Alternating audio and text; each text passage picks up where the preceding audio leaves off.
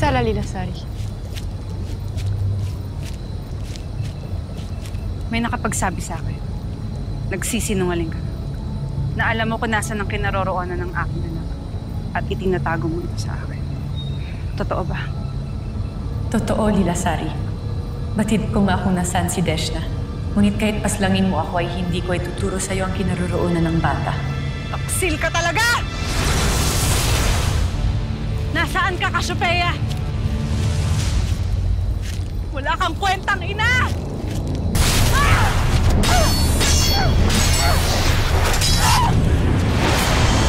Sige!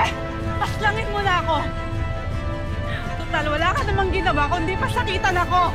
Hindi ko inilayo sa iyo ang iyong anak dahil ibig kitang pasakitan.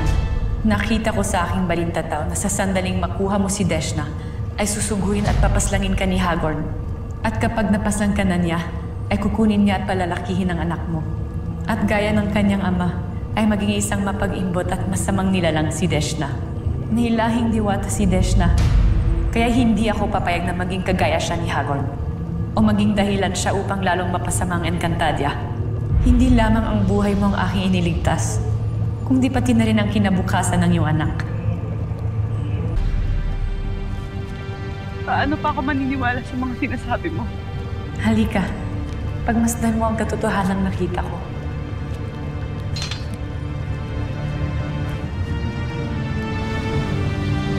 Akinawan ako. Hindi, Hagorn.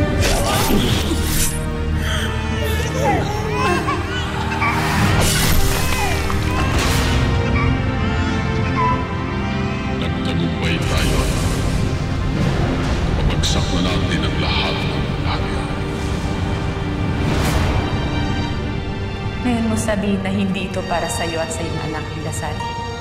Hanggat buhay si Hagorn, ay hindi mo maaaring makasama ang anak mo. Higit na mapapabuti si Deshna sa kandili ng ibang ina kaysa sa iyo.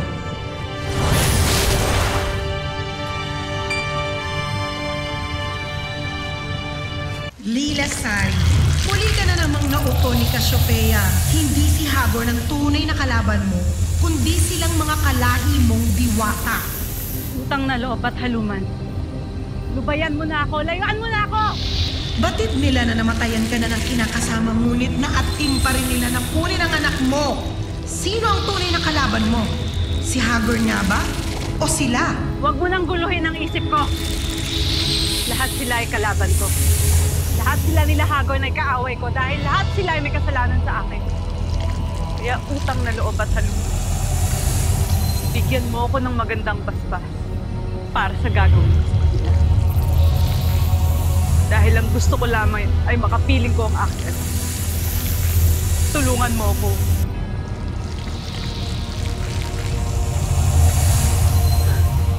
Tila nagugustuhan ko na siya. Gaya kung paano kong naibigang pangalagaan si Hagorn.